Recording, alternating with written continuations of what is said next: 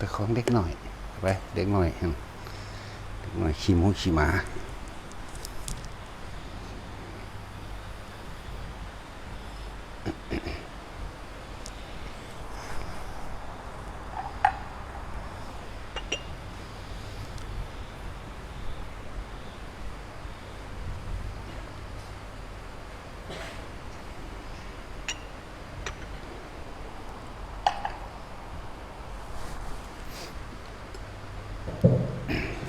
เลย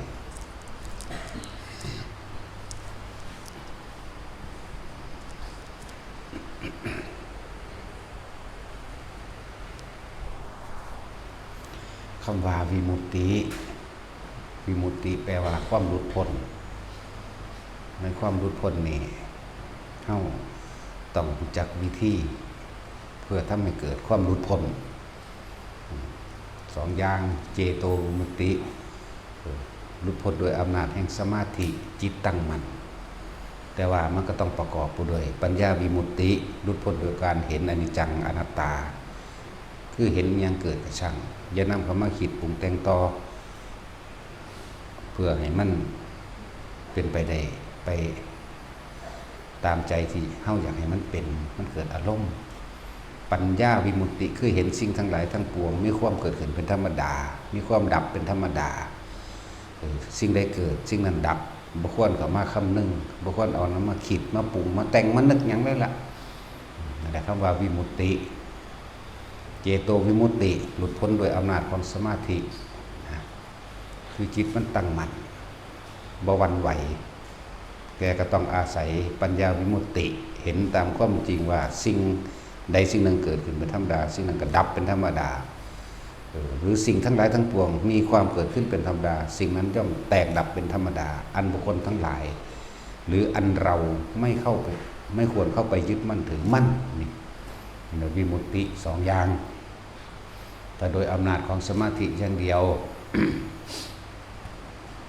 สมัยแต่เก่าก่อนเขาเจ้า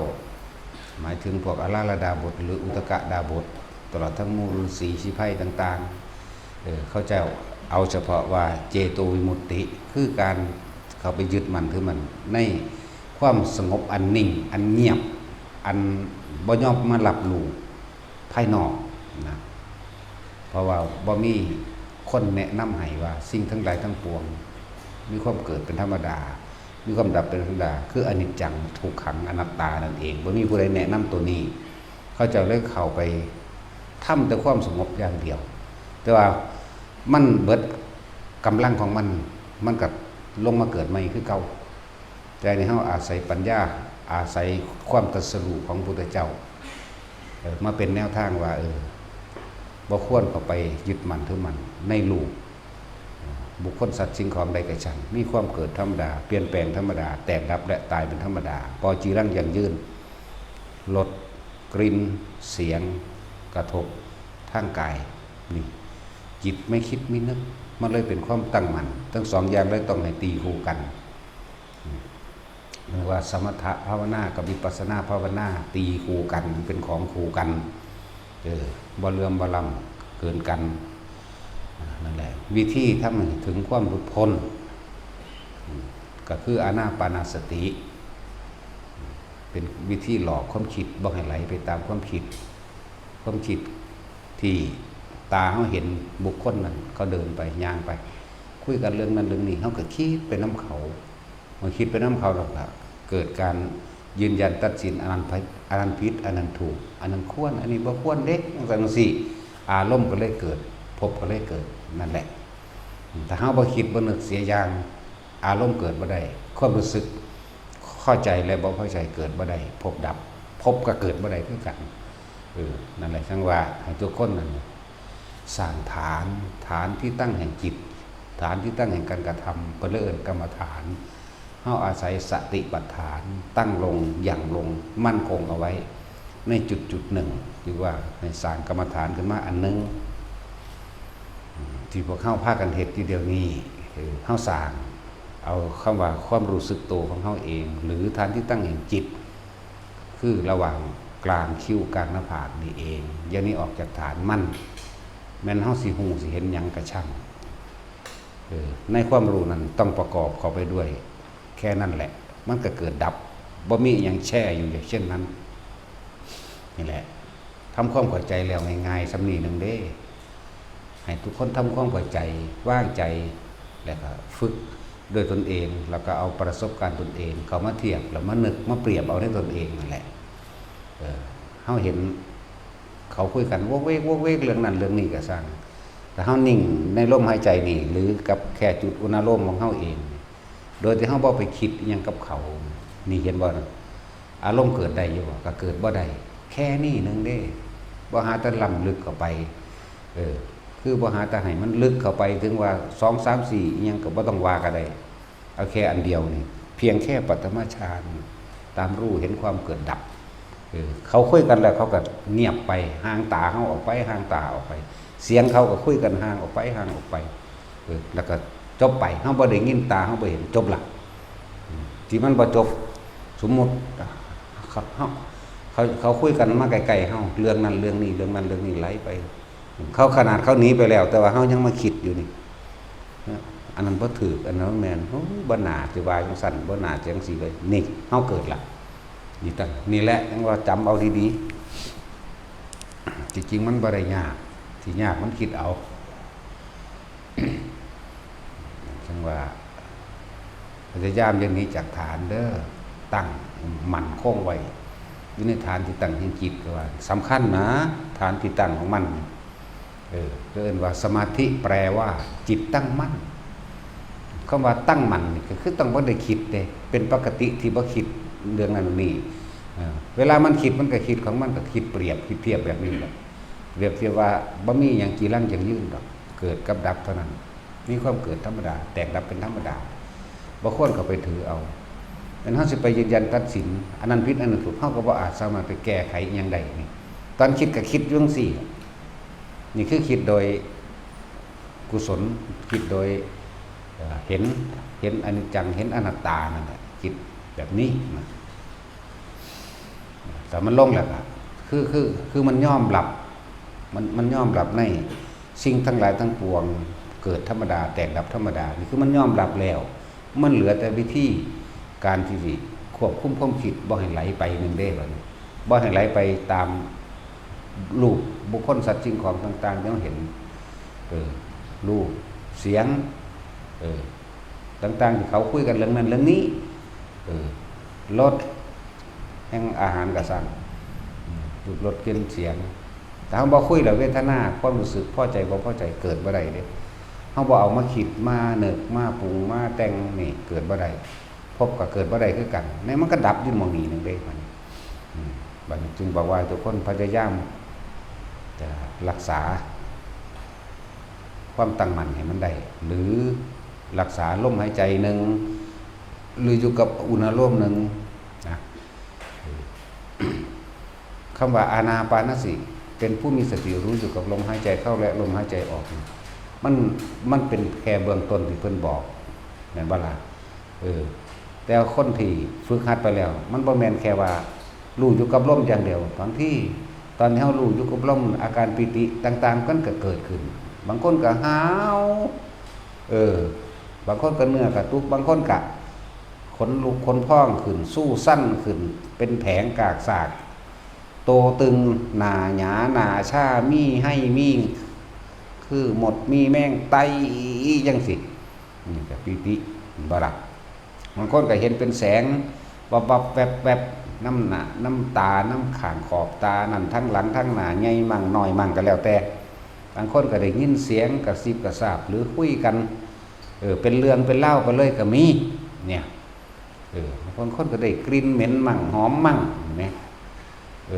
มีอาการร่างกายโยกมั่งหนุกหน้าโยกหลังโยกซ้ายโยกขวามั่งนะหนังหัวตั้งหนังหัวซ่าไปเลยตึงไปเลยก็มีนี่แหละจังว่ามันบ่แม่นแค่ว่าอานาปานสติเป็นผู้มีสติรู้อยู่กับเพียงแค่ลมหายใจเข้าออกดอกอาการอื่นๆที่มันสิออกมาที่มันสิเกิดขึ้นมันเฮ็ดให้เฮานั่น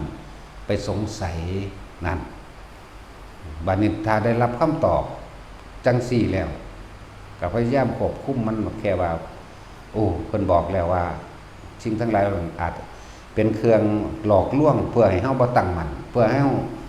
ฮาหลุดออกไปคิดนํอาการต่างๆนี่เสียงต่างๆนั่นเสียงต่างๆนั่นกลิ่นต่างๆนั่นมันหลอกให้เฮาออกจากความตั้งมั่นหลอกให้เฮาออกจากฐานที่ตั้งแห่งจิตเฮ็ดให้เฮาวันไหวนะเข้าใจจังซี่ดีแล้วเมื่อเข้าใจจังซี่ดีแล้วนั้นเห็นหยังเกิดหยังขึ้นกระชักที่บอกว่าพยายามอยู่ในจุดเดียวจะหนีออกจากจุดมันนะจุดก็คือจุดอุณาโลมนี่แหละนิ่มนวลอยู่กลางหน้าผากตึงหน้ากลางหน้าผากมื้อนี้ บางคนก็อันนี้แยกย่อยเอาแล้วแต่มันสิตรงไผเด้อเพราะว่ามันเทศร่วมเด้มันบ่ไปจำเพาะเจาะจงใส่ผู้ใดผู้หนึ่งถ้ามันตรงผู้ใดผู้หนึ่งก็จับเอาไปเป็นเครื่องแก้ตัวเองนั่นแหละบางคนก็ลมหายใจกับอุณาโลมเป็นหนึ่งเดียวกันใดแม้นอาการอื่นๆสิแทรกซ้อนมาเพียงใดก็ช่างอยู่กับลมหายใจและอุณาโลมเลยโยกก็สร้างคือบ่ต้องไปสงสัยว่ามันเป็นหยังเพราะว่าเพิ่นให้คำตอบแล้วคืออาการปิติบ่อย่างหนึ่งว่านั่นแหละเป็นเครื่องทดสอบว่าเฮาสิหวั่นไหวว่าเฮาสิคิดว่าเฮาสิสงสัยว่าเกิดขึ้นจากหยังคือหยังร้ายหรือดีนั่นอารมณ์มันปนไปนำแล้วนั่นแหละบางคนก็เหมือนกับกายลอยขึ้นก็มีเด้เหมือนกับตัวเฮาลอยขึ้นไปเลยเด้มีทั้งลอยขึ้นมีทั้งยืดแต่นั่งติดพื้นแต่เป็นแค่ความรู้สึกนั่งติดพื้นแต่ว่าตัวนี่ยืดยาวไปจนถึงคล้ายๆกับมีก้อนขี้ฝาก้อนเมฆไหลไปตามข้างตามหน้าอกเฮาละถ้าเฮาบ่คิดบ่อีหยังเลยก็บ่มีปัญหาหยังนะแต่บ่คิดเพราะว่ารู้คำตอบแล้วนะโยกเหมือนกันโยกซ้ายโยกขวาโยกหน้าโยกหลังเนื้อกระตุกขั้นตามหน้าตามตาเนื้อหน้าช้าๆตึงๆแสงวูบๆวาบๆนะอันนี้เอาคนที่ว่าลมหายใจกับอุณาโลมเกิดเป็นตีคู่กันเลยเด้อนี่บางที่มันก็เป็นคือมีแสงขาวนวลระวังในโพรงจมูกเฮานี่กับจุดอุณาโลมเฮานี่เชื่อมกันเป็นยาวๆนำกันนั่นล่ะยาวกับยาวนี่แหละยาวแค่นี้แหละแสงขาวนวลแสงสีทองเขียวเหลืองแดงขึ้นได้เบิดเด้แต่ว่าอย่าหนีจากความรู้สึกตัวในลมหายใจกับอุณาโลมนี่คือสำหรับคนที่ลมหายใจกับอุณาโลมเกิดพร้อมกันได้แล้วนี่เพียงแค่ปฐมฌานที่ว่านี่เป็นขั้นต้น นั่นแหละบางที่ก็ล่างเหมือนกับกายนี่เบ่งขึ้นอ้วนขึ้นโพ่งขึ้นท้องอึลึงขึ้นเต็มห้องบางที่ก็ยืดขึ้นบางที่ก็มีความตกวูบลงไปที่เพิ่นว่าอีหยังภาวังภาเวิ่งอีหยังเพิ่นนั้นก็บ่ต้องไปนึกคิดกับมันหูบรู้วูบแค่นั้นบ่ต้องไปคิดหาวิธีแก้อีหยังแค่รู้ว่ามันเป็นแบบนั้นซื่อๆบ่ต้องแก้บ่ต้องคิดถึงบอกว่าบ่ต้องเอาเข้าบ่ต้องเอาออกบ่ต้องไปละใดๆทั้งสิ้นแค่รู้ไปกับมันที่เฮาบ่คิดนั่นแหละเอิ้นว่าละบ่ถ้าพยายามคิดหาวิธีแก้มันบ่แม่นละมันเพิ่มสงสัยไปเรื่อยงุดงิดไปเรื่อยข้ามนิวรณ์บ่ได้เพียงแค่ข้ามนิวรณ์คือความกังวลใดแค่นั้นน่าความกังวลความสงสัยความพอใจมื้อเนี่ยบางคนก็พอใจแค่ความสงบแบบนี้กูอยากได้แบบนี้กูบ่มักแบบนี้นะเพราะว่าเข้าใจคำว่าอนิจจังอนัตตาปิติที่ว่ามาทั้งเบิดก็ยังบ่เที่ยงเห็นบ่บ่ได้กีรังอย่างยืนอีหยังเลยนี่นั่นแหละสติปัญญาก็เลยปัญญาก็เห็นว่าบ่เห็นว่ามันสิแซ่อยู่สั่นครับเนี่ยเดี๋ยวอันนั้นเกิดเดี๋ยวความรู้สึกนั้นเกิดความรู้สึกคนลุกเกิดมั่งความรู้สึกเนื้อกระตุกเกิดมั่งความรู้สึกจิตเดียดดาดก็มีเด้เป็นคือหยังเอาหยังแท่งน้ำตีนน้ำมือนี่เด้เป็นดิดดัดก็มีนะมันก็บ่เดียดดาดอยู่สั่นเบิดมือเบิดคืนเบิดจนตายดอกงาถ้าเข้าใจแล้วเกิดดับเนี่ยนั่นแหละบัดนี้การเห็นเป็นภาพข้างในที่เขาจะนิมิต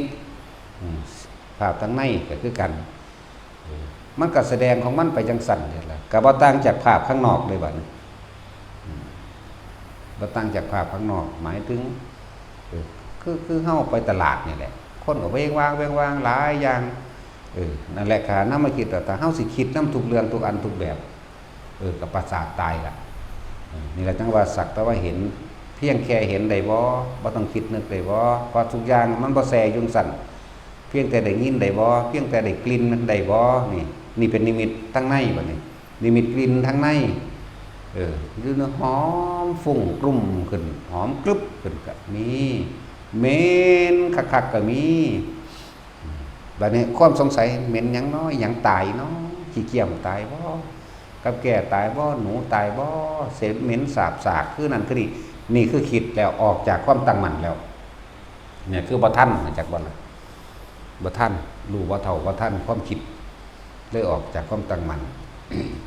นี่แหละมันบ่เหม็นอยู่สั่นดอกผู้ว่าเคยเหม็นผู้ว่าเคยหอมมันเหม็นอยู่ตลอดบ่ล่ะบัดก็บ่ผู้เห็นเป็นควันผู้เห็นเป็นไฟผู้เห็นเป็นภาพผีภาพเปรตภาพนรกหรือภาพคนตายไปแล้วเก่าๆกระซางให้รู้กับมันเห็นอยู่กับมันจังสั่นพ่อมันบ่อยู่คือเก่าดอกมันบ่แซ่อยู่จังสั่นดอกมันบ่เป็นภาพนิ่งอยู่ดอกมันก็เคลื่อนไหวไปคือเรื่องนี้เกิดเรื่องนี้ดับนาบ่ได้เห็นแต่คนผู้เดียวดอกก็เห็นไปเรื่อย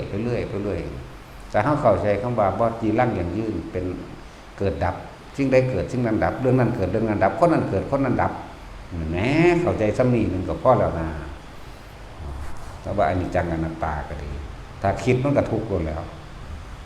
กังวลกับมันเราหลอนกับมันหมดแล้วประเภทที่ว่ามีพระสงฆ์องค์เจ้ามาสอนมาบอกให้เฮ็ดตามหยุดอย่าวันไหวเด็ดขาดแต่ประเภทนี้มีหลายเด้มีอยู่เฮ็ดตามนิมิตฟังเสียงนิมิตสอนว่าพูดว่าบางที่ก็ว่าบอกเราคืออานนท์มั่งเราคือกัสสปะมั่งเราคือสารีบุตรมั่งเราคือองค์นั้นองค์นี้สารพัดเด้อย่าไปเฮ็ดนำเด้จะให้เขาชักจูงออกจากความตั้งมั่นในสมาธิของเจ้าของเด้แล้วก่อนที่พระพุทธองค์สิตายนั่นน่ะเพิ่นก็บอกไว้แล้วเด้เมื่อพบเห็นสิ่งใดก็ช่างแม้จะเป็นมารดาบิดาของพวกเธอก็ช่างจงอย่าใส่ใจกับเขาจงอย่าให้เขาชักจูงออกนอกทางให้เด้อนั่นน่ะอย่าให้ชักจูงออกนอกทางใดอย่าใส่ใจกับสิ่งนั้นเพราะนั่นเป็นของบ่จริงนะแม้พวกเธอจะเห็นเราตถาคตก็ช่างอย่าให้เขาเบี่ยงเบนความสนใจจงตั้งมั่นอยู่ในสมาธินั่นเองจงตั้งมั่นอยู่กับฐานที่ตั้งแห่งจิตนี่แหละอันนี้อันคำว่าฐานที่ตั้งแห่งจิตเฮาเว้าเอาอันนี้จงตั้งมั่นอย่าหวั่นไหวอย่าให้เขาชักจูงเหลือเบี่ยงเบนความสนใจออกจากความตั้งมั่นของพวกเธอได้หรือเว้าอย่างนึงว่าอย่าให้เขาเบี่ยงเบนออกจากความรู้สึกที่อยู่ในลมหายใจกับอุณาโลมนี่แหละคำว่าเฉพาะลมซื่อๆมันก็บ่แม่นดอกทุกคนต้องมีอาการปิติเกิดขึ้นทั้งนั้นแหละบ่ได้เว้าตายตัวเอาแต่หม่องเดียวเด้นั่นแหละมันมีหลายแบบหลายอาการพอดอกเนี่ยตัวนี้ก็สำคัญอยู่เด้บางทีมันไปพ้อใจแต่ในความสงบแบบเกิดนิมิตเห็นพระพุทธเจ้าเห็นพระพุทธรูปเป็นทองคำเป็นพระพุทธชินราชเป็นหลายๆแบบนั่นแหละเป็นทรงนันทานี่หรือแม้กระทั่งว่าเป็นพุทธเจ้าคือมีชีวิตอยู่อย่าให้เขาเบี่ยงเบนความสนใจตัวนั้นใดเพราะตัวนั้นเป็นจิตเฮาสร้างขึ้นเองทั้งนั้นแหละบ่แม่นแนวอื่นเฮานี่แหละสร้างขึ้นเองจะละจังว่าอย่าวันไหวแม่นบ่ไม่ได้สร้างแต่มันเกิดขึ้นเองเด้นั่นแหละเฮาอาจจะคิดไว้ถ้าเป็นเด็กน้อยก็ได้นั่นแล้วจังว่าพยายามอยู่ลมหายใจนี่อุณาโลมนี่อย่างเดียวทำแค่นี้เท่าตายบ่มาเกิดกันแล้วกันเนี่ยแค่ปฐมฌานนั่นแหละส่วนทุติยฌานคือหยังมันบ่มีความคิดนึกแต่ว่ามันเกิดอาการปิติเกิดขึ้นได้เลยคือนิ่มนวลขึ้นกลางหน้าผากเฮาได้เลยเนี่ยฟังดีๆเด้อนี่ทุติยฌานไม่มีความคิดวิตกบ่มีคือบ่มีความคิดอีหยัง บ่นึกบ่ตึกบ่ตองบ่คิดหยังมันก็วึบขึ้นมานี่โลดตอนเฮาย่างไปหรือขับรถก็จังบางคนบัดนี้วึบขึ้นหัวก็อยู่หัวโลดเด้อบางคนมีความรู้สึกอิ่มปลื้มปิติในใจในทำการก็อยู่นี่โลดเด้อแม้นอะไรจะเกิดขึ้นก็ช่างบัดนี้นิมิตเกิดขึ้นได้เหมือนกันนั่นแหละที่ว่าบ่ได้คิดได้ล่ะมันเกิดเองได้ล่ะนะเกิดเองหรือบ่เกิดเองก็ช่างนะอย่าให้สิ่งทั้งหลายเหล่านั้นดึงซากกระชากความคิดของเฮาออกไปถ้าว่าคำว่าสงสัยแน่ข้ามความกังวลเรานี่ก็บ่ได้กังวลสงสัยใครอยากรู้ว่าคืออะไรร้ายหรือดีอารมณ์เกิดเบิดเดี๋ยวเป็นหยังคือเน้นย้ำแต่เนี่ยจังซี่เนี่ยสำหรับคนปฏิบัตินะเพราะมันสิถูกชักจูงไปได้ง่ายอยู่เด้คือตัวอย่างเฮาก็มีให้เห็นนํกันอยู่แล้วนะเดินจงกรมไปพอดีพระพุทธเจ้าลอยมานั่งคุกเข้าลงเว้ากับพระพุทธเจ้าได้บัดนี้พระเจ้าข้าอยู่นั่นแหละแล้วก็เข้าใจว่าเป็นจริงประจังโอ้ผมเห็นแล้วผมบ่เอาหยังอีกแล้วขอบคุณอาจารย์จักนกจักหวายจักกาบินเอาแล้วกูฮู้แล้วว่ามึงสิเป็นต่อไปจังไดบัดนี้เพราะว่าจะไปสนใจมันบ่เป็นของจริงเถียงได้บัดนี้เถียงเฮาผมบ่ได้คิดเด้มันเป็นเอาเองเด้เพิ่นลงมาสอนผมแบบนี้โจทย์ไว้บักหลายเลยบัดนี้แม่มึงบัดนี้อยากให้เขาเบี่ยงเบนกันเฮาอาจสิคิดไว้ตอนที่เฮาอ่านหนังสือแล้วเฮาจินตนาการจะเป็นคือเพิ่นก็ได้มันสิมาเกิดตอนจิตสงบแบบนี้เนี่ยสงบแล้วมันก็ห่างหูห่างเห็นดังได้กลิ่นไปดอกบอกบ่ฟังบัดมือไม้มาบัดนี้เป็นอีกแบบนึงได้บัดนี้เป็นจายมพบาลมาได้บาดนั่นแต่มันเข้าใจว่าอันนั้นเป็นของจริงหมายถึงเห็นตอนพุทธเจ้าว่ามาจังซั่นเป็นของจริงเห็นพญายมพบาลมาก็เป็นของจริงเหมือนกันนี่ด้วยนั่นแล่นได้บาดนี้เขาสิโอ้ยซอยแหน่มันสิฆ่าผม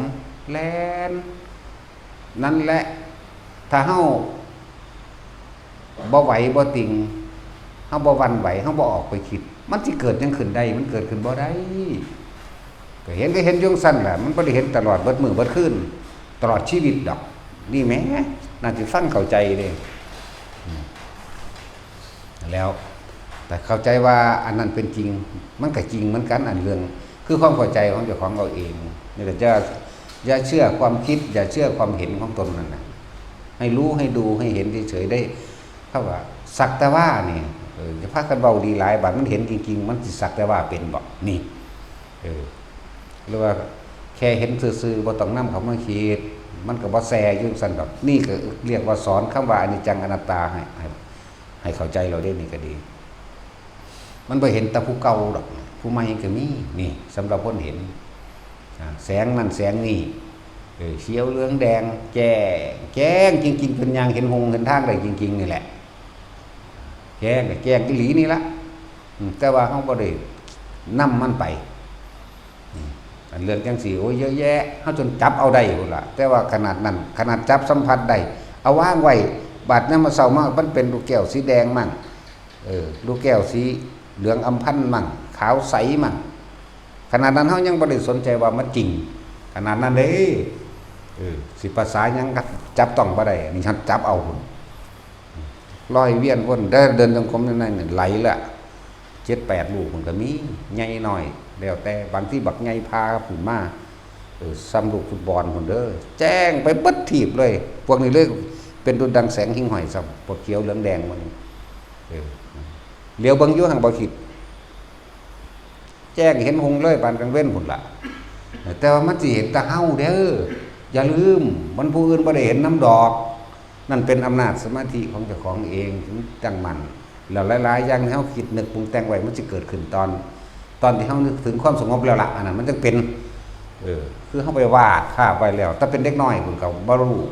หรือตอนอ่านหนังสือก็บ่รู้ตอนฟังก็จินตนาการอยากเป็นเหมือนเพิ่นก็บ่รู้นั่นแหละว่าจะนำเข้ามา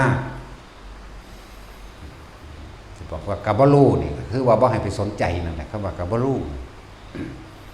แจ้งบักใหญ่มาเลยเด้อถ้าว่านั่นเฮา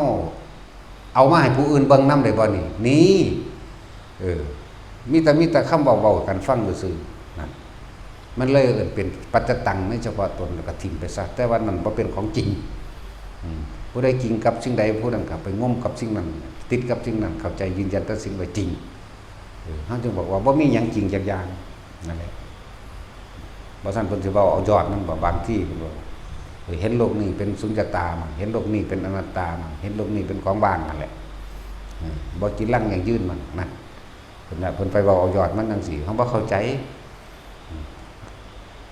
บัดเฮาเศร้ามันก็เศร้านำเฮาอยู่เด้ล่ะจังซั่นแล้วนั้นหลอกให้เฮาหรือสิเว้าอยู่เบียนเบนความสนใจไปคิดไปนึกตึกตองกับนิมิตต่างๆที่มันเกิดเห็นโอ้มันแจ้งมันสว่างเห็นหงส์อีหลีนี่เด้เห็นทางได้จริงๆนี่เด้แจ้งไปเบิดก็คิดบางผู้อยู่ใกล้ๆมันแจ้งนำเฮาบ่นั่นบาดนี่เอาจังซั่นแล้วว่าพระเฮาในกุฏิอยู่บ่ได้ไกลกันเดี๋ยวเห็นกันอยู่นี่เอาแต่ว่าต้องไปถามเด้อคุณเห็นคือผมบ่คุณเห็นแบบนั้นคือผมบ่เจ้าของเห็นแต่ผู้เดียวผู้ข้างๆว่าผมบ่ได้เห็นหยังเด้ล่ะเนี่ยจังซั่นแล้วนั่นแหละจึงบอกว่าบ่ต้องไปคิดไปนึกหยังนำมันเห็นอะไรว่ามันจริงบาดอันเป็นตาญาณมันก็จริงมันก็ญาณเด้เพราะว่าเฮาออกคิดอยากว่านั่นแหละ คือเดินจังสิบางที่แผ่นดินก็ลุกลงไปเลยเด้ลุกก็รู้แต่ว่าอันนึงมันหูอยู่ว่าทางมันมีแค่นี้ยาวแค่นี้สุดแค่นี้มันก็ลุกลงไปลุกก็ลุกแต่เฮาบ่ไหลไปตามมันเองเฮาบ่คิดนำมันความรู้สึกมันมีอย่างเนิ่นขึ้นไปเห็นฮอดสวรรค์วิมานต่างๆแต่ว่าอยากจริงกับมันแต่ว่ารู้อันนึงมันก็รู้อยู่ว่าทางสั่นแค่นี้มันรู้อยู่แต่ว่าจะไหลไปนำมันเด้จะเคลิมไปตามต่างๆนิมิตที่ไปเห็นแต่เคลิมเราออกแล้วนอกรูนอกร่างไปแล้ววันเป็นจริงเป็นจังนั่นก็บางที่ยานตกก็มีเด้เนี่ยมันคือยางขึ้นไปหอดมีก่อนที่ฝ่ามยานตกใจปุ๊บออกแล้วนั่นคือแพ้อย่างว่าล่ะนั่นคือวันไหวแล้วนั่นแหละเป็นยังเพิ่นคือบอกโดยภาษาง่ายๆเข้าใจว่าจิตที่ถูกโลกกระทำกระทบแล้วไม่หวั่นไหวถ้าว่าหวั่นไหวเฮาต้องมีที่ตั้งของจิตเพื่อบ่ให้มันหวั่นไหวจึงบอกว่าจับจุดเดียวโลดนะลมหายใจกับอุณาโลมนี่โลดนั่นแหละคือแค่นี้จนมันกลายเป็นอานาปานสัญญาบ่ว่าหลับบ่ว่าตื่นบ่ว่าอิหยังก็สร้าง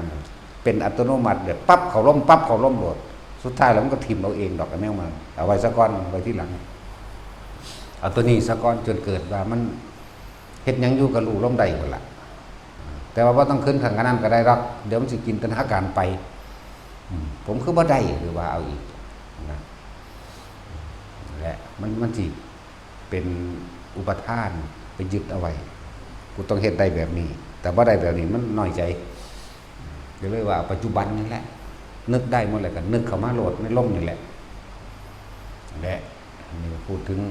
ต่างๆทั้งหลายเรานั่นล้วนแล้วแต่เกิดจากอำนาจสมาธิแปลว่าจิตมันตั้งมั่นเมื่อจิตมันตั้งมั่นแล้วมันต้องมีหลายอะไรอย่างที่เข้ามาแม้นผู้บ่มีนิมิตทั้งเห็นคือเขาว่าเห็นผีเห็นเปรตเห็นเทวดาเห็นพรหมหรือเห็นแสงสว่างเลยนิมิตอื่นก็มีสำหรับผู้บ่เห็นจังซี่ก็ยังอาการปิติทางกายนี่พวกทางกายนี่ก็มีก็เป็นโยกมั่งก็เป็นสั้นเป็นเนื้อกระตุกมั่งหน้าหงายหน้าตึงหน้าชาผมตั้งสางล้างขึ้นวือขึ้นถ้ามันบ่ธรรมดาเด้มันวืดขึ้นอีหลีนี่เด้กากซากขึ้นเด้คนขี้ลูกนั่นแหละก็บ่ต้องสนใจมองหันก็ให้รู้มันซื่อๆบ่ต้องไปปรุงแต่งบ่ต้องไปนึกบ่ต้องไปหาเหตุและผลอิหยังกับมันดอกนะนั่นแหละถ้าหาเหตุแล้วผลก็คือกังวลหมดแล้วพบเกิดหลายแบบหลายอย่างอยู่เด้อบางที่พวกหลงไหลไปน้ำนิมิตน้ำเอาดวงถ้ำเลยบอกธรรมดาเอาดวงถ้ำนะเป็นเครื่องตัดจิตผู้ได้แสงสว่างหน่อยแสงสว่างไงมาเป็นโสดาสกิทาคานาคาอรหันต์พร้อมอุ้ยสารพัดนึกสารพัดแต่สินึกคิดไปปรุงแต่งไปว่าได้ดวงถ้ำมั่งโอ้ยนั่นแหละถ้าเขาตั้งใจว่าออกจากจุดอุณาโลมนะถ้าเขาบอกออกจากความรู้สึกในกายนี่แหละเวทนาในเวทนาก็คือความรู้สึกมันเกิดจากความตั้งมั่นจิตตั้งมั่นแล้วปีติเลยนั่นปีติอันเกิดขึ้นเลยที่มันขึ้นหน้าผากเลยกับสร้างหัวเลยกับตามกลางหน้าอกกับตาม มันบ่ได้คิดหยังแล้วเขาเริ่มว่าปีติสุขเอกคตาคำว่าสุขก็คือความสงบนั่นแหละเป็นอันหนึ่งอันเดียวกันอารมณ์ที่ตั้งมั่นเป็นหนึ่งในความสงบนั่นเองเรื่องปีติสุขเอกตาจิตบ่คิดบ่นึกอย่างใดมันยังเป็นจากบ่ล่ะนี่เลยเป็นที่สองส่วนชั้นที่สามคือว่าสุขเอกคตาอย่างเดียวก็คือความสงบความสงบเกิดขึ้นได้เลยก็เลยสุขเอกคตาถึงความสงบที่เวิ้งว่างๆนะคือเรียกว่าสุขเอกคตาอย่างเดียว ส่วนชั้นที่สี่มันก็เป็นผู้ละสุขละทุกข์ว่าแม้ปิติยังมันก็บ่เกิดยังละมันดับแล้วนะคนละอย่างกันเอาไว้ที่หลังอันนี้ให้ไปพอสักก่อนจังมาอธิบายให้ฟังแนวก็ได้พอแล้วเอาถ้าอธิบายเป็นว่าธรรมดาเด้นิ่งเงียบดับปึ๊บนั่นแหละเจโตวิมุตติคือหลุดพ้นโดยความบ่คิดบ่นึกหยังเลยนั่นแหละแต่ว่ารู้อยู่ว่ามันว่างไปปึ๊ดทีนั่นแหละว่างไปปึ๊ดบ่มีหยังเลยมีแต่คำว่ารู้ว่าว่างซื่อๆใช่มั้ยรู้ว่าว่างแต่ว่ายังมีตัวจิตอยู่ยังมีอยู่ว่าตอนนั้นว่างบ่คิดหยังนั่นแหละเป็นซั่นเรื่องเจโตวิมุตติส่วนปัญญาถึงตัวเข้าให้มันเป็นของคู่กันเอาเฮาเหมาะสมกับทุกๆคนเหมาะสมกับความการงานเฮาก็มีการงานเฮาก็ห่วงนั่นนี่เฮาก็ห่วงแต่ว่าแต่ละคนถ้านึกได้เมื่อไหร่ก็ทำได้เมื่อนั้นบ่ต้องมีพิธีรีตองบ่มียังบ่ได้เกี่ยวกันเลยกับการสมาทานนั่นสมาทานนี่บ่ต้องนั่งต่อหน้าพระหรือห้องพระคิดถึงลมหายใจเลยเมื่อไหร่ก็ได้เมื่อนั้นเลยปิติก็เกิดขึ้นเมื่อนั้นเลยโลดบ่ได้เกี่ยวกับคำใดทั้งสิ้นบ่ต้องสมาทานหยังอันนี้เป็นแค่พิธีมันซื่อได้รวมกันซื่อเกิดกำลังใจซื่อหรอกเกิดความน้อมไปซื่อหรอกอันนี้กิเลสเวลามันเกิดเวลามันโมโหตายเห็นปุ๊บมันยังหนักปุ๊บสร้างปั๊บโลดก็ยังนี่มันยังบ่มีพิธีนั่นแหละมันชินตอนนั้นเรียกว่าชินกับตัณหาชินกับอุปาทานสัญญาชินกับความรู้สึกเก่าๆผู้นี้เป็นตาสร้างโหลดผู้นี้เป็นตาหักโหลด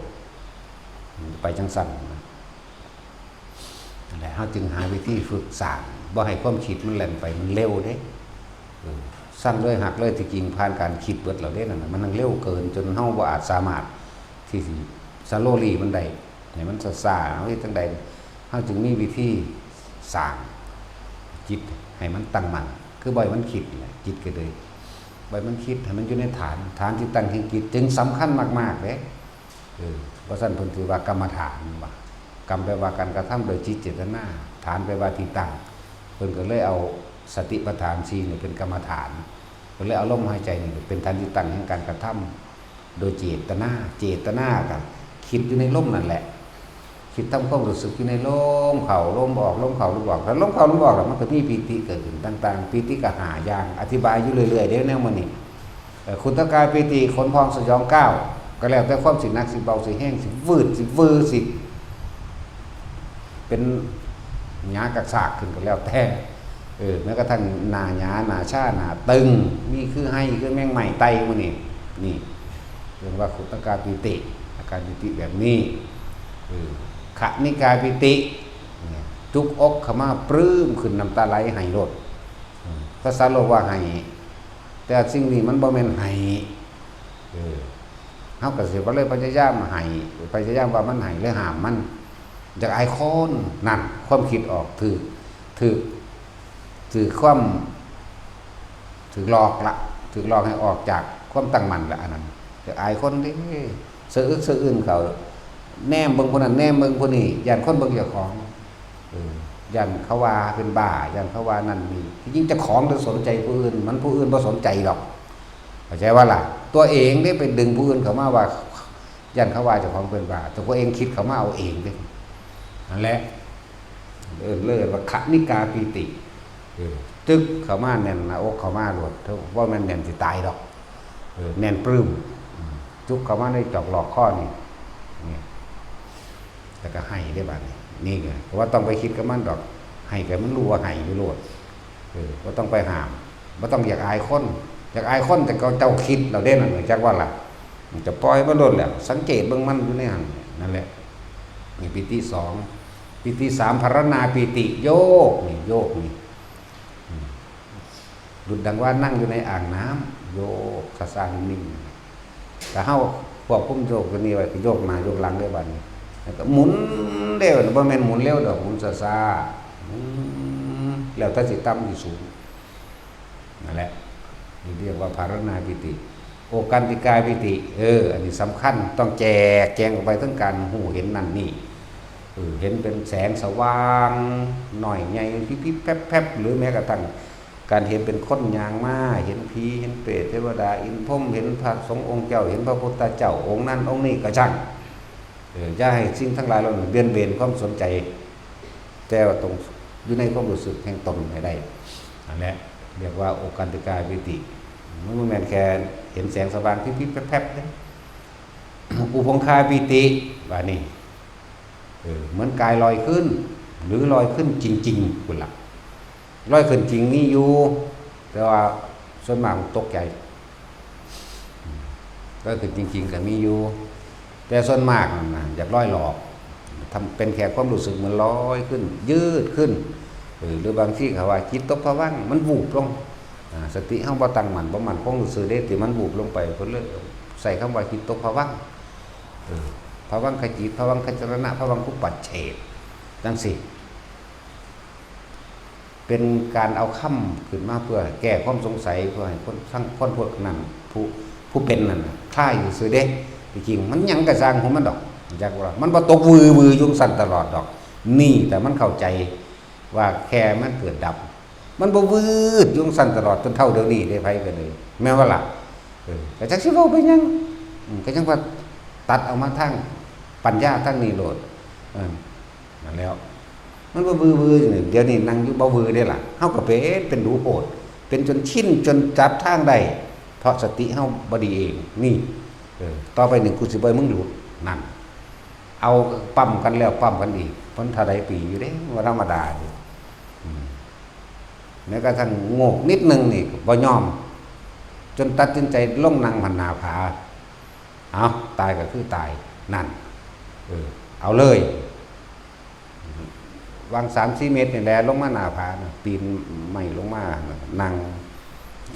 คาศอกจักหน่อยนิดนึงเด้หม่องนั่งนั่นน่ะที่มันยืนออกมานั่งคัดสมาธิเพชรใส่กับตั้งเทลี่เอาโงกนิดนึงมึงลงเลยนั่นมันต้องโสตายเด้ก็ไม่เห็นว่าเด้มันก็ย่านตายเพราะมันอยู่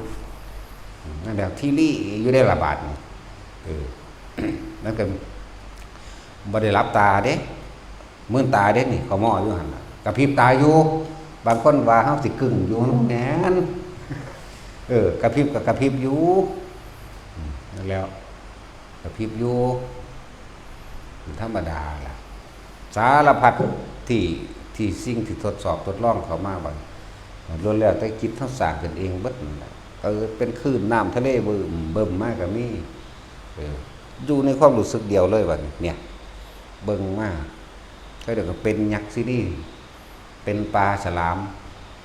เป็นสัตว์ประหลาดต่างๆสารพัดแต่มันสิโผล่ขึ้นมาก็เบิ่งอยู่หั่นแต่บ่คิดเด้เห็นอยู่เดี๋ยวมันก็ดับวือไปเป็นน้ำไม้มาอีกเป็นฝนตกฟ้าห้องฟ้าผ่าเปียงป่างเสียสะมาเด้ต้องก็ดับไปได้บัดนี้เนี่ยแล้วก็เกิดเป็นคือกองทัพนี่แหละเฮ้เขามายิ่งหอบดอกแล้วปืนไฟปืนใหญ่ยิ่งเข้ามาแล้วมันก็แล้วไปอีกโอ้ยสารพัดนั่นแหละหลายโพดที่มันเกิดขึ้นเบิ่งมันอยู่หั่นลูกกับมันอยู่หั่นมันก็เบิ่งขม้ออยู่หั่นได้ล่ะ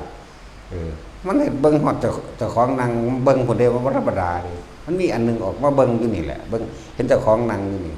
ลมหายใจกับอดีตตีคู่กันเด้เพียงแค่ปฐมฌานนั่นเด้บ่ได้ไป2ไป3ไป4ไป5หยังเด้อยู่แค่นี้รู้สึกโตอยู่แค่นี้เลยนั่นแหละเขาหม้ออยู่หั่นแหละสารพัดแต่มันสิเป็นแล้วมันก็เงียบว่าไปเด้อว่างก็รู้ว่าว่างได้บัดบ่คิดบ่นึกบ่ปรุงบ่แต่งไปคือบ่ให้มันเผลอปั๊มกันอยู่หลายเดือนอยู่เด้บ่น้อยๆเด้ที่บอกมาคือ ที่แรกตั้งไว้เพิ่นว่า7 มื้อ7 เดือน7 ปีเบิ่งกูจะเอา7 มื้อ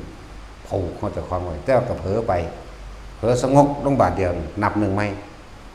จากว่านับหนึ่งมือไหมวูบไปนิดเดียวก็นับหนึ่งไหมไหลไปกับนิมิตก็นับหนึ่งไหมมันออกจากความรู้สึกโตแต่ว่าที่ว่ามันไหลไปคือเฮาต้องเอาตัวนี้ยันกันไว้เลยบาดนี้บ่มีความรู้สึกตัวในลมกับอุณาโลมเกิดขึ้นนี่ไปเพลินไปนำแล้วสตินึกได้ปึ๊บกลับขึ้นมานับหนึ่งไหมนับหนึ่งไหมตลอดปั๊มกันอยู่6 เดือนหมุนธรรมดาบ่จนตัดสินใจเห็นแบบนี้มาลงไปแต่ก็ตายแมงโดนตัวบาดเกิดมาตายแล้วตัวบ่ตายเดียวมือนี้มันก็ตายมืออื่นอยู่แล้วคนหักก็ตายคนสั่งก็ตายบ่หักบ่สั่งมันก็ตายอีกแล้วตายจังสี่แหละหังดีเลยมันจังบ่ได้เฒ่ามันจังบ่ได้ทรมานที่มันหาวิธีเห็นบ่นั่นแหละมันหาวิธีหาทางให้เจ้าของเอาจังซั่นนั่นแหละว้ายได้หลายมืออยู่ได้ล่ะมันหอดมาจากลูกบัดนี้แต่หนึ่งนี้เป็นคำบอกว่าประโยคตอนนั้นมันบ่ได้มีคำคิดอย่างจากอยู่หัน10 กว่ามือบ่ได้ล่ะ16 มืออยู่หน้าผาบ่กินหยังได้นี่ก็บ่เห็นว่ามันสิจอยก็ลองแกงลงมาเด้อล่ะบ่กินหยังเลยอยู่สั่นบ่ขี้บ่เหี่ยวพร้อมบ่มีปวดอีกนั่น16 มือขึ้นไปก็ขึ้นไปธรรมดาเด้อจนว่าเป็นปกติคืออันนี้ได้ตั้งหิวมีตั้งหากสแตกเบิดตัวนี้เอาไว้ยังก็สร้างเหล้าไปใหม่มากินมันออกไปคิดล่ะทั้งสั้นแล้วมันเป็นปกติแล้วนะฮะขนาดนั้นนี่แหละจังว่าเป็นยังคือกาเบาแบบบ่ได้สนใจไผเลยเป็นยังคือกาเบาแบบนี้หลายอย่างที่บอกว่าจะให้ไปสนใจมันบ่แม่นของจริงเด้ออย่าไปเชื่อมันเด้อนะพระพุทธเจ้าลอยลงมาตามทั้งฝ่ามาเทศเรื่องนั้นเรื่องนี้ให้ฟังแต่เฮาบ่สนใจแต่เฮารู้อยู่ว่าเพิ่นเว้าเรื่องใดเพิ่นสิจริงแล้วบ่จริงก็สร้างเฮาลงตรงเดียวคือบ่จริงเป็นอนัตตาทั้งหมดบ่มีอยู่จริงเห็นบ่นี่บ่จริงอย่างเดียวให้ว่าหากระสร้างบ่จริงอย่างเดียวนี่แหละมันเป็นยอดของมันว่ามันบ่กิ่งอย่างว่าแบบบ่สนใจเลยมันบ่เชื่อนั่นแหละบ่ให้เบี่ยงเบนไปบ่ได้ใส่ใจแต่ว่ารู้ว่าอย่างเฮ็ดจังได๋นะนั่นแหละถึงว่าคนมันหลงไหลไปในนิมิตหลายอยู่เด้ออันผู้นึงก็จดไว้มื้อนี้หลวงตาบัวมาสอนเด้จดไว้เป็นกรบักยาวมื้อนี้หลวงปู่หมันมาสอนเบ้ามีแต่หยอดๆทั้งนั้นเลยมื้อนี้พระกัสสปะมาสอนพุ่นน่ะธรรมดาพระโมคคัลลามาแนะนำภาษาลิบุตรแนะนำปาดโตกูคือบ่เคยเห็นสารพัดมีแต่หยอดพุทธเจ้าองค์นั้นองค์นี้ได้บัดแม่มึงเอาไปมาเสียไปใช้กูเท่าเดี๋ยวนี้แหละบอกว่ามันบ่แม่นพุ่นว่าเฮาบ่ฮู้บ่เห็นว่าเฮาบ่รู้จักพุ่นดีเอาบ่อยู่แล้วไปเป็นใบสุทธิให้แล้วไปใส่ก็ไปจักมันสิไปเป็นบ้าอยู่ทางใดเดี๋ยวนี้นั่นแหละมีอยู่แนวนี้ก็เลยโอ้ยผมแม่นว่าผมประสบการณ์ทางนี้เนาะแล่นเอาดวงถ้ำพอแห้งอยู่5 เมตรบ่คนพากันปูอะลงแต่ว่าก็บ่แข็งขาหักบ่เจ็บบ่ปวดหยังดอกมันไปหูมือพอดีนะเดมือร้อยเอาดอกพระเจ้าข้านำมือล่ะเอาอีกแล้วกูบาดนี่ว่านำบ่ทันมันลงเหวก่อนเหวแค่นี้มันบ่เลิกดอกบาง5 เมตรนี่แหละตูบลงหุ่นเหลือก็แย่งพอดีโอ้ยเป็นแนวใดซั่นน่ะผมเอาดวงถ้ำซั่นแม่มึงบาดนี่ขึ้นก๊อกไม้ก็ขึ้นเมืองการขึ้นก๊อกไม้ก็ขึ้นตกเหวก็ตกแต่ว่าเป็นอย่างองค์ชาติรักษาไว้อยู่ดอกหลายมองอยู่เด้ชื่อว่าอะไรดอกค่อยจำยังปานใดแต่ส่วนมากก็อยู่แถวสกลนั่นแหละว่าไปไกลดอกอยู่ในภูพานส่วนมาก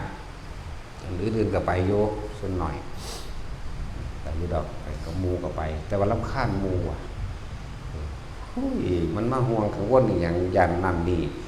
เดี๋ยวก็ตายมานี่ก็ว่ากูฆ่าอีกหนีแมงผู้เดียวเลยบ่สนไผเลยก็มีจังซี่เด้บัด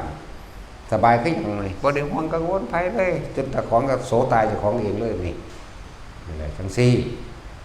เลยจึงเว้าให้ฟังเว้าประสบการณ์ให้ฟังแนวนี้ควรถือเอาหรือบ่ถือเอาเผื่อผู้ใดมาเจอแบบที่เว้ามาแล้วโอ้เพิ่นผ่านด้วยกันบ่นำเขามาคิดเนาะก็คิดเอาตัวเจ้าของก็ดีโอ้ยอยู่นี่ปฏิบัติสบายอยู่แล้วแต่ละคนนี่บ่ยากบ่ลำบากอาหารการอยู่การกินมีแต่ปฏิบัติเอาโลดบ่มีความลำบากอีหยังจันทกินหลายโพดจนป่วยอยู่พุ่นล่ะกินให้ตายก็ตายกินให้ป่วยก็ป่วยเด้เนาะพวกใดกินหลายนั่นน่ะมันเป็นร่างของโลกแล้วไว้จักว่าคนกินอาหารหน่อยมันบ่ค่อยป่วยค่อยเก็บอิหยังดอกบ่ค่อยมีอาพาธนั่นแหละวันนี้คำว่าเดินจงกรมเดินจงกรมของเฮาก็เดินทรงชาตินี่แหละลมนี่กับอุณาโลมบางที่ลมก็หายไปเฮาก็อยู่กับอุณาโลมเลยขึ้นหัวก็รู้ว่าขึ้นลงหน้าอกเฮาก็รู้ว่าลงเดินไปบ่ได้คิดถึงจุดหมายเด้โอ้นี่กูสิไปทำพระสิไปดงหมากไฟจังซี่ก็บ่แม่นว่าสิไปคิดถึงจุดหมายว่าสิไปดงหมากไฟสิไปทำพระหรือสิไปแต่บ่ได้คิดเด้มันอยู่ของมันตั้งไว้นิดหน่อยแล้วสิไปทางนี้แล้วตอนนี้แล้วลืมละบัดปล่อยแล้วเหลือตั้งแต่อุณาโลมนี่ไปเลยย่างก้มไปก็แล้วเบิ่งตรงใดเป็นแต่เหลือเบิ่งพื้นก็เหลือเบิ่งตรงใดเป็นแต่ได้รอดก็เหลือเบิ่งก่อนเหลือเบิ่งได้รอดเดินเหลือเบิ่งพื้นบ่อยากให้มันไปเหยียบมดเหยียบแมงที่เหลือเบิ่งงาใหม่มันครึมกับเบิ่งว่ามีงูมีหยังบ่แต่กลางคืนก็ยังห่างต้นไม้ย่านงูมันนอนน้ำงาใหม่จักบ่ล่ะมันหูอยู่ดอกในสัญญามันหูอยู่ดอกย่างห่างต้นไม้บ่ได้ใส่ไฟเลยบ่ได้มีอีหยังอันก็เอิ้นอีหยังอันนี้โซลาร์เซลล์คือสมมุติเดี๋ยวนี้อุ้ยแต่งให้คักคือหยังยันเขาบ่ได้โซลาร์เซลล์แต่งให้ ธรรมดาตะกี้เขาสิมีหามอีหยังเด้ตัวเป่าเบิดน้ำเนิ่มกับขวดนึงต่ออาทิตย์ขวดเดียวนึงเด้อนี่นะน้ำเขากินอยู่ซุมื้อนี่แหละมันพอลิตรอยู่หั่นมันบ่พอเด้ล่ะนะจิบเอานึงเด้แล้วเวลามันก็หายมากๆอ่ะแย้มปากน้อยสูดลมเข้าลึกแล้วก็ปล่อยออกสูดลมเข้าลึกก็มันนั่งชุ่มชื่นขึ้นมาเองมันก็เป็นน้ำกันมาเองแต่ว่าคอยสนใจเรื่องกินบันไดหรอกนั่นแหละมันขนาดนั้นมันต้องคำว่าสักกะทิฏฐิอย่างต่างๆจะพึงไปเว้าฮอดทุนคือว่าล่ะว่าคนศึกษาคนเรียนอยู่คนศึกษาอยู่ก็เลยคาดคะเนว่าพระโสดาบันจะต้องตัดสักกะทิฏฐิถ้าตัดสักกะทิฏฐิจริงๆอนาคามีเลยอันนี้บ่แม่นแค่ว่าเฮายอมรับความตายอยู่ซื่อเรื่องเว้าเรื่องของโสดาบันธรรมดาเนี่ยเราเรื่องต้นก่อนแค่ว่ายอมรับความตายบ่ตายมื้อนี้ก็ตายมื้ออื่นป่วยก็ตายบ่ป่วยก็ตายฆ่าก็ตายบ่ฆ่าก็ตายเกิดพบใดชาติใดก็ต้องตายอยู่แล้วมึงสิมาอาลัยอาวรณ์หยังกับความตายแท้นี่แหมสงครามก็ตายบ่สงครามก็ตายมันสอนเจ้าของแบบ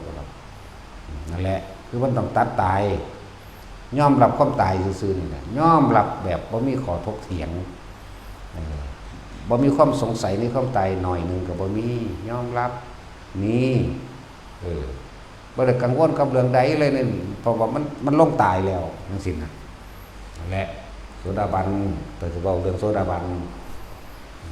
ก็เขาเจ้าแค่ยอมรับความตายตามความเป็นจริงเนี่ยบ่มีข้อหนีไปไสมันก็บ่พ้นอยู่แล้วคนเฮานี่ตายบ่ได้เลือกไว้เด้บ่ได้เกี่ยวกับเด็กน้อยหรือผู้ใหญ่ผู้เฒ่าเกิดก่อนตายก่อนบ่แม่นเด้เกิดที่หลังตายก่อนก็มีเยอะแยะเนี่ยมันลงแบบบ่มีข้อที่หนีได้นะว่ายอมรับความตายบ่สงสัยเรื่องของธรรมบ่สงสัยเรื่องของกรรมเอาธรรมเป็นใหญ่เด้นี่ก็คำว่าธรรมต้องมาแปลอีกบ่สงสัยเรื่องของกรรมบ่สงสัยคำสอนพระพุทธเจ้าบ่สงสัย สัตว์โลกเป็นไปตามกรรมมันแล้วนี่คือเฮาเอาทำเป็นใหญ่เลยเนี่ยมันมีความสงสัยอยู่แล้วคือบ่มีความสงสัยบ่มีวิจิกิจฉาเสือระพัตุปรามาสบ่แม่นรูปค่ำศีลฉาดช่วยศีลบริสุทธิ์มั่งบ่บริสุทธิ์มั่งเด่นคำแปลของมันแท้ๆตะวันซั่นอันนี้ความคิดของเฮาเองบ่มีในการทำลายเบียดให้ผู้ใดเสียชีวิตและทรัพย์สินตนคนละสัตว์มันบ่มีมันบ่คิดเสียเลยนะแล้วความระมัดระวังมันก็เป็นของมันเองโดยธรรมชาติ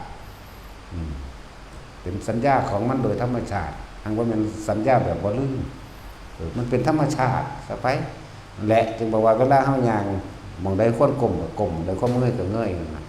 อย่าไปเหยียบสัตว์มันเป็นเองของมันบ่ได้คิดปานนั้นดอกมันสิเป็นเองของมันเลยยิ่งขาไปบุญไปพี่แล้วพอเรามาระวังตัวโดยสัญชาตญาณของมันสัญญาของมันเองเวลาย่างกลางคืนก็ว่างานเข้าไปใกล้งาไม้เด้บ่ได้ไปบูหัวคากเด้ย่านงูมันสิกัดแน่ต้องระมัดระวังตรงนี้นำมันเป็นของมันเองบ่ได้เกี่ยวกับกลางคืนกลางวันเด้บัดมันสิไปแล้วมันไปของมันเองเด้บัดมันสิขึ้นภูผามันก็ปีนของมันเองเลยเด้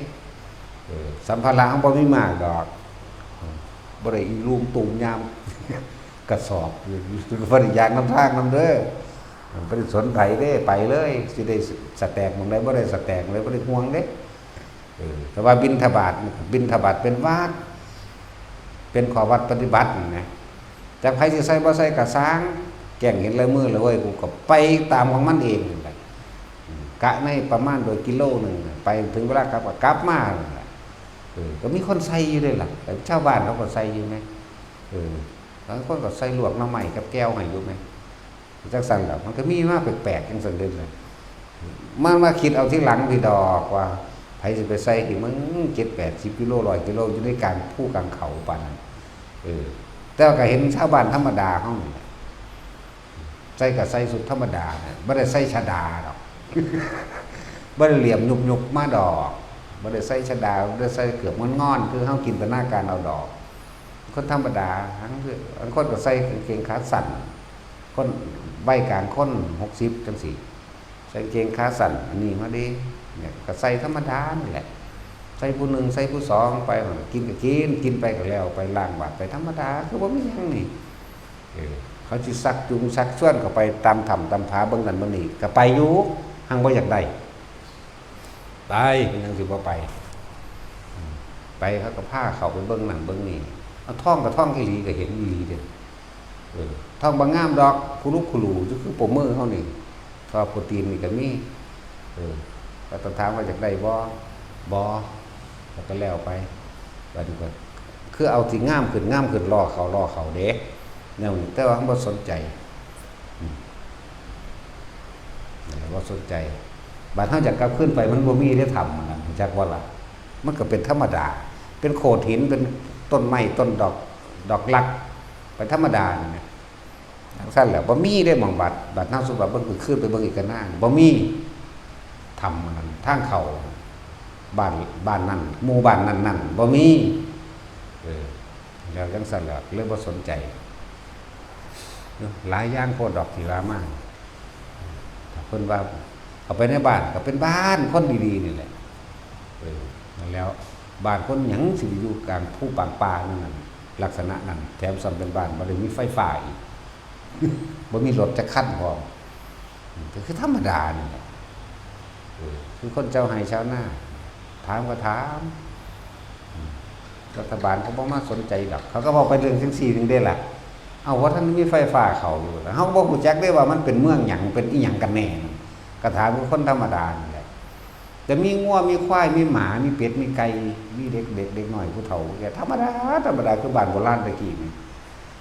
แต่ว่ามาแปลกว่ามันคือมีตะไคร้หญ้ามุงเอากับพวกใบตองฝาเก็บตองแอมเงื่อนจังซี่นะก็เลี้ยงเป็ดเลี้ยงไก่อยู่ได้ล่ะทั้งบ่เห็นลงสีก็ธรรมดานี่แหละนี่ว่าฟังทีหลังแต่ว่าตอนนั้นไม่ได้คิดหยังหรอกว่าสิเป็นเมืองรับแร่สิเป็นวีบางบดหรือมันสิเป็นลุกขะพุ่มมะมื้อนี้ก็บ่ได้สนใจก็เป็นธรรมดาเขาชวนไปก็ไปบางทีก็เลื่อยไม้อยู่เลื่อยไม้ก็ดึงเอาจังซี่เด้จักบ่ล่ะว่ามันเลื่อยเครื่องคือซุมื้อนี้เด้อเลื่อยไม้เก่าๆไป 2 คนนะดึงกันสิเฮาก็เลยเป็นอยู่จังซั่นแหละก็ธรรมดาเฮาบ่ได้สนใจหยังนี่ก็มีแนวนั้นแหละนั่นแหละจังว่าอย่าไปสนใจนิมิตต่างๆนี่มันเลยลามมาจังซี่ซ้ำมันเลยลามออกมานอกเรื่องนอกนิมิตนอกความรู้ความเห็นภายในอะไรเห็นยังกระสร้างบัดนี้ให้ทำความรู้สึกโตมันเขาก็เคยเป็นมาก่อนเบิดนั่นแหละอันเรื่องว่าเห็นแบบบ่รู้สึกโตเพิดเพลินไปนำจินตนาการตัวนั้นเบิดเอาโลดก็ซั่นสิว่าจักสิจริงหรือว่าจริงเพียงแต่บอกให้ฟังว่าเฮาบ่รู้สึกโตเลยในตอนที่เฮาไปฮู้ไปเห็นบางแต่เก่าก่อนพุ่นที่หลวงปู่มันตีซะก่อนจังฮู้มือโตเป็นอาทิตย์จังเข้าใจคำว่ารู้สึกตัวมันจังหายเด้อันความเจ็บความแสบมันนั่นพี่ตะกกหูตะหูแดงรดเลยลงข้างเอวพี่เจ็บอีหลีเด้แต่ว่าฝันก็เลยบัดนี้แต่ว่าห้อยแดงอีหลีกระจกน้อยๆนะที่เขาใส่แป้งพับตะกี้งัดอัดฝามันออกเอาแต่แหวนกระจกมันนะแหวนกระจกแป้งพับนั่นนะครับนี่นะที่เขามีอย่างละเสร็จแต่ว่าเฮาเอาแต่กระจกมันไว้แต่แง่งกลหัวสั่นละเอามาแง่งเบิ่งจังซี่ก็แม่นอีหลีแม่แดงคืนอยู่สั่นละจนทำความเข้าใจว่าต้องรู้สึกโตพุ่นล่ะมันจังหายก็หายเอาเองอะไรจังนำสิ่งเหล่านี้มาเว้าให้ฟังจังว่าอ๋อก็เลยมาคิดคนว่าเฮาต้องฝึกแบบมื่นตาเอาแบบมื่นตาตะกี้รับตา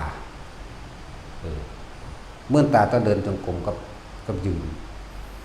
ส่วนมากว่าแต่นั่งนี่รับตาปั๊บนอนก็รับตาปั๊บหลดนอนก็แม่นนอนมันกึ่งดึงนอนเปรตเด้บ่แม่นเปรตสายยาเด้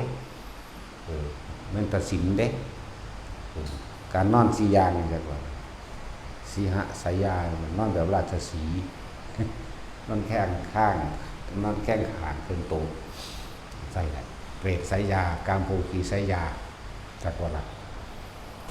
จักว่าพูดแล้วกามโภคีสายยาต้องคิดฮอดผู้สาวผู้เบาจักว่าต้องถามตัดสินนั่นนี่เนาะตัดสินนอนบ่รู้สึกโตหยังบัดลืมจักแล้วเรียกว่านำว่าให้พวกทุกคนฝึกแบบมื่นตาเอาเด้อเฮาสิชินกับการมื่นตานี่ลมหายใจนี่กับจุดอุณาโลมเกิดขึ้นตาเฮาก็เห็นคนย่างไปคุยกันเรื่องนั้นเรื่องนี้เป้งๆปังๆย่างก็ไปนำตลาดเฮาไปบิณฑบาตก็ไปเทียบเอาเจ้าของเองนะเราไปก็ดีเนาะบ่แม่นก็สิไปบิณฑบาตคือเฮานี่ก็เฮ็ดอาหารในครัวก็ได้กินกับเขาเว้ากันเรื่องนั้นเรื่องนี้กินก็ได้คือกันแต่ว่าเฮาบ่นำเขามาคิดเอาตัวลมหายใจนี่กับอุณาโลมเนี่ยมาเป็นตัวความรู้สึกตัวของตัวเองจิตบ่คิดบ่นึกแน่ความรู้สึกคือความพอใจบ่พอใจเกิดขึ้นบ่ได้พบมันก็เกิดบ่ได้ก็เฮ็ดด้วยแค่นี้นึงนั่นแหละแต่ว่าเลิศว่าเห็นซื่อๆได้บ่โดยบ่ต้องคิดบ่ต้องนึกหยังได้ยินซื่อๆได้บ่ได้กินซื่อๆได้บ่เลิ่นคำว่าสักแต่ว่านี่มาเห็นซื่อๆบ่ต้องนำเข้ามาคิดนึกได้ยินซื่อๆได้กลิ่นซื่ออยู่ในครัวมันมีเบิดทุกอย่างนั่นแหละยอดหิมะในครัวนี่ยึดสาวๆตากเข่งในครัวของเฮามีแต่หั่งเบิ่งหั่งแบบว่าหั่งหิมะจังซั่นล่ะเพิ่นพากันแอบหยังบ่แล้วหรือเบิ่งอีกเด้อปวดตาว่าเป็นตะเบิงแบบมันคือหนามแท่งเตือนละอีกันเลยสั่นแล้วเนาะคือว่าวสาวล่มมาใช้ร่ำเนี่ยบุญแล้วเอาสาวล่มไปเห็ดในเด้อแล้วแล้วก็อีซิงวิ่งแน่นะจวงแน่นะเอียนยังนี่ละสายามันยังแน่ละลืมไปแล้วเพิ่นพากันเฮ็ดอีเปกจริงๆนี่สิมีอยู่เว้าอีเปก นะครับพวกนี้แหละพวกนี้มาแต่มาเท่าพวกท่านเปิดมันไม่ขายอย่างนั้นแหละเห็นก็กุยแต่สินจะเห็นอยู่ว่าก็เห็นหัวก็เราโอ้ยหรอกแต่ว่าการได้เรียนรู้อาสากอสุภะคือกันมันจากหัวจะเสือรักจังว่าอยากให้ทุกคนฝึกแบบมื่นตานี่คือเน้นเอาเลยได้นี่พวกเน้นประสบการณ์แต่ละคนที่มันเป็นบ่ให้เสือนิมิตรูปนิมิตเรื่องเล่าต่างๆนั่นแหละแต่สิว่ารูปหลายก็บ่เข้าใจนิมิตเห็นเรื่องเล่าต่างๆไม่การแสดงอันเกิดขึ้นเหมือนกับเฮาดูหนังหรือเป็นตัวเฮาเองแสดงในหันกระซ่างอย่าไปสนใจนำก็มาคิดเรื่องเล่าต่างๆกลิ่นต่างๆเสียงต่างๆได้ยินก็ได้ยินจริงก็จริงแค่ของแต่ว่าเรื่องมันบ่จริงดอก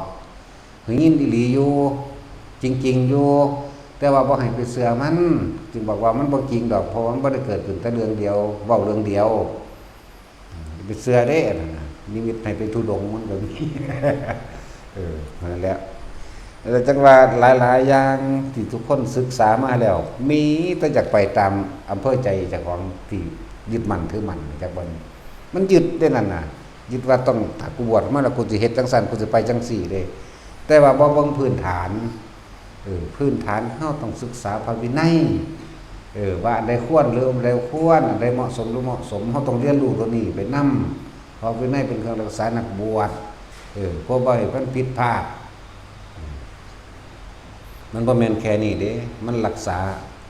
คำสอนพระเจ้าที่กว้างไกลยิ่งกว่านี้เด้อการทำตามพระวินัยนะเฮ็ดให้เกิดความเรียบสวยงามและเรียบร้อยเฮ็ดให้อ่อนน้อมถ่อมตนเฮ็ดให้สำรวมระวังในตนทั้งเบิดเด้มันกว้างกว่านี้เด้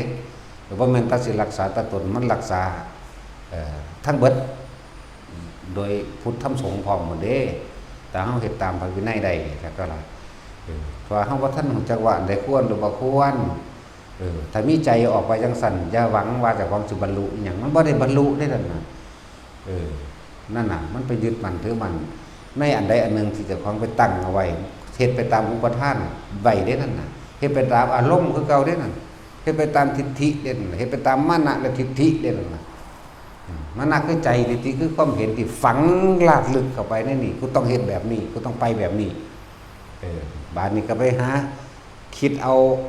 ครูบาอาจารย์ที่ว่าเพิ่นเป็นแบบนั้นมาเข้าข้างเจ้าของเด้บ่มีทางเด้อว่าเจ้าของละได้บ่มี ว่าเอาองค์นั้นเพิ่นก็ยังไปจังสั่นเพิ่นก็ยังเป็นจังซี่เด้บ่แม่นเด้อเจ้าของยังยึดอยู่นั่นแหละศึกษาอะไรควรบ่ควรซะก่อนเจ้าของบ่ทันได้เวทคำหยังคำแสดงอาบัติบอกคำสวดคำถอนคำอธิษฐานใส่ผงใส่ผ้าคำต่างๆก็ยังบ่ทันได้พากันท่องได้อยู่ไม่แต่อยากไปหมดจะเพิ่งมาได้เบิดสุอันสุแนวสักก่อนจังไปหรอกมันได้สักก่อนศึกษาเบื้องต้นมันแน่อย่าไปหยอดมันหลายนั่นแหละบางคนบอกเขามามื้อเดียวกับคุณวันวงวันอรหันต์วันสิไปสวดมนต์ข้ามปีพะนะบางคนก็ว่าเดี๋ยวสิไปถอนภพภูมิต่างๆที่เคยเกิดมาว่าบางรุ่นน่ะบนมื้อเดียวได้นั่นไปแล้วก็มีบ่รู้จักคำว่านิสัยหรือบ่รู้จักคำว่ามันอยู่ถึง5พรรษาให้มันพ้นซะก่อนพ้นนิสัยบ่ถึง5ดอกแต่เพิ่นให้ไปนั่นน่ะปีนึง2ปีเพิ่นก็ไปดอกเบิ่งแล้วมันเป็นตาจุตัวนี้ก็ไปก็สิไปบ่ล่ะก็จังซั่นตัวไปทางนั้นทางนี้มาเขาจะถามมาตะไสมาตะหุ่นตะพี่เอาปล่อยมาได้จังได๋หาก็ได้2ปี3ปีไปหันเด้บาดเขาเจ้าเบิ่งแล้วเขาเจ้าว่ามันบ่คือเขาเจ้าก็จังว่าดอกถ้ามันคือเขาเจ้าก็บ่ว่าเด้เขาเจ้าก็มีความพิจารณาของในเขาเจ้าถ้าโวกเวกโวกปากมันบ่คือเขาเจ้าจังว่าดอกนั่นแหละเฮาบ่ได้ย่านเสียหน้ามันเสียผู้ไปนั่นแหละเพราะว่าเฮาบ่มีหน้าบ่มีชื่อเสียงแต่โตคนนั้นมันสิไปบ่รอดแล้วมันสิเกิดกลายเป็นสติวิปลาสสัญญาวิปริตสัญญาวิปลาสสติวิปริตค คิดไปทางแปลกๆแผงๆเฮ็ดไปตัวที่ตัวแดนนั่นแล้วเดี๋ยวก็ว่าองค์นั้นสั่งให้ไปองค์นี้สั่งไปมีเบิดเอาโลดดูหมกๆแมกๆก็จะคิดออกไปทางนอกเห็นอย่างนึงคำว่าทางนอกบ่แม่นว่าอยู่ในบริเวณนี่นอกนี่แม่นอกลมหายใจหรือว่านอกความรู้สึกในกายของนี่มันมีแต่ไปคิดเอายอดเดี๋ยวก็ว่าสิไปรับสังขารผู้นั้นสิไปเผาผู้นี้ได้คุยกันไว้แล้วว่ามีเบิดอรรถไปหาแมงไปได้คุณจะซื้ออยู่เด้ก็สิไปน้ำมันสิ่งที่หูที่เห็นเนี่ยโอ้ยมันบ่อยู่นี่ดอกไปศรีธัญญาแล้วชักว่าล่ะมันจะไปจบลงที่ศรีธัญญาเด้อเรื่องแนวนั้นแหละแต่บอกบ่ฟังบ่แม่นหวงไว้ดอกใครก็ดีสิไปจังซั่นก็ดี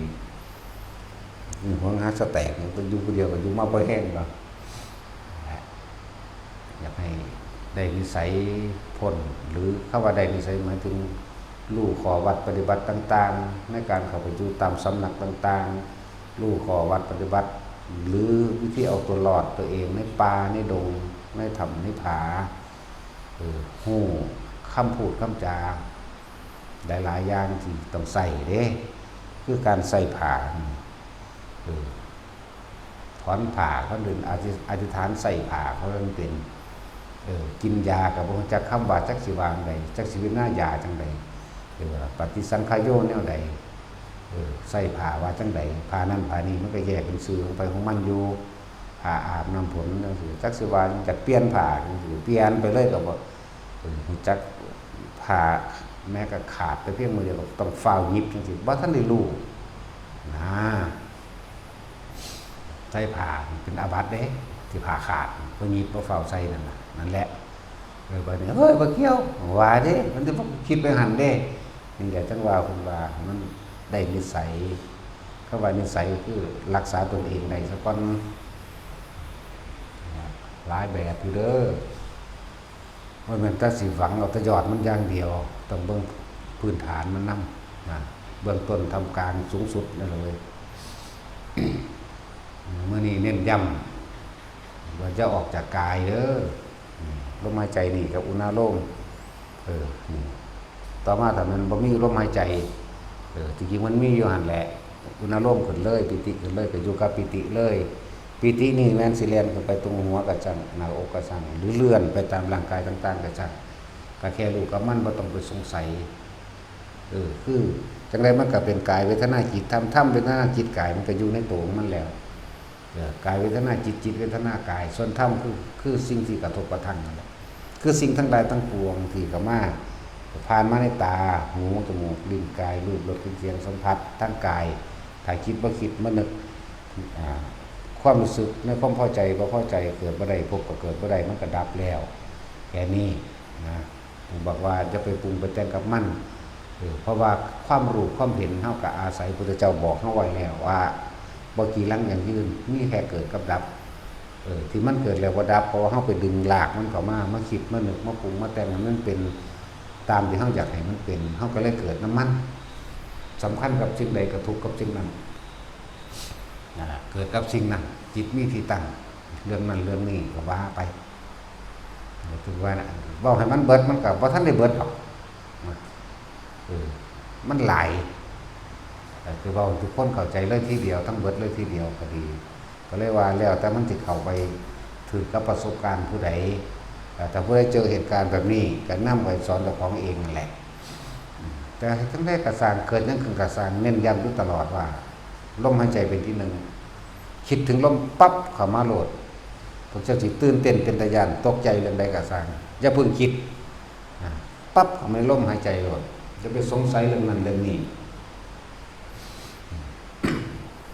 แต่สงสัยแล้วก็กังวลรำคาญแบบหงุดหงิดอึดอัดเกิดความพอใจบ่พอใจนั่นมันก็ร่วมไปในนิวรณ์ทั้งหาความกังวลนั่นแหละนิวรณ์ก็เลยก็ไปเกิดกับสิ่งที่กังวลที่กับสิ่งที่สงสัยสิ่งที่คิดนั่นแหละ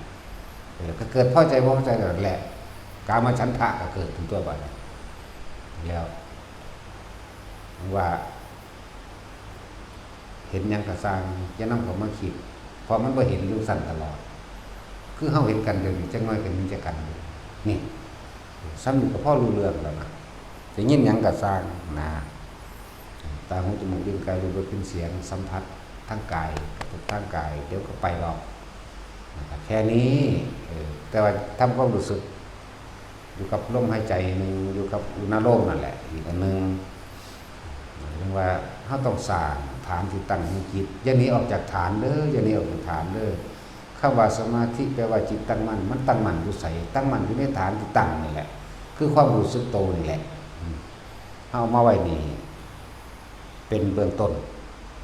บางคนก็อยู่เลยได้ล่ะบางคนก็อยู่พี่บางคนก็แล้วแต่คือเบื้องต้นพื้นฐานบ่ให้ทรายแซ่บ่ให้ไปจับอะไรอันให้เอาโตเดียวนี่เลยมันเกิดขึ้นหลายแบบหลายอย่างก็เลยว่าให้ตั้งมั่นอยู่ตัวเดียวอย่างนี้ออกจากฐานถ้าวันนี้ออกจากฐานแล้วมันก็ตั้งมั่นทันตัวถ้ามันตั้งมั่นดีแล้วว่านี่นิมิตต่างๆพิธีต่างๆนิมิตรูปรสกลิ่นเสียงนั่นแหละก็สร้างยังเกิดขึ้นกับสร้างอย่างนี้จากฐานความคิดนะอย่างนี้ออกอย่าไหลไปตามตาที่เห็นมากัดกันเงี้ยมันอย่างกันว่านั่นหนีแล้วแต่ว่านี่นิบนุ่มๆอยู่นี่มากัดกันกับเบิ่งซื้อหูยินอยู่มันจะสีกันเคินขาดเคินกับสร้างของมันติก็รู้อยู่แต่ว่าบ่คิดเพิ่นนึกความรู้สึกเกิดบ่ได้พบก็ดับแม่อยู่แค่นี้ถึงได้ล่ะนั่นแล้วแล้วนิสงส์อื่นๆต่างๆอีกโอ้โหเยอะแยะมากมายอานิสงส์อื่นๆของแถมการเห็นนิมิตมันก็ของแถมเบิดนั่นแหละของแถมของเล่นแปลกๆโรคไข้ไข้เจ็บก็จางคลายลงไปผู้บ่ป่วยก็ป่วยเลยเด้ผู้ป่วยแล้วก็ค่อยๆซึมค่อยๆจางค่อยๆคลายค่อยๆหายนั่นแหละฉะนั้นคนที่มีสุขภาพกายและสุขภาพจิตดีคนที่มีการปฏิบัติธรรมแบบนี้ไปนำเด้อบางคนเบิดโอกาสเฒ่าแก่ชราหูก็บ่ดีตาก็บ่ดีร่างกายก็บ่ให้เดี๋ยวจังอยากเฮ็ดสิมาอยากเฮ็ดอีหยังตอนที่มันยากอยู่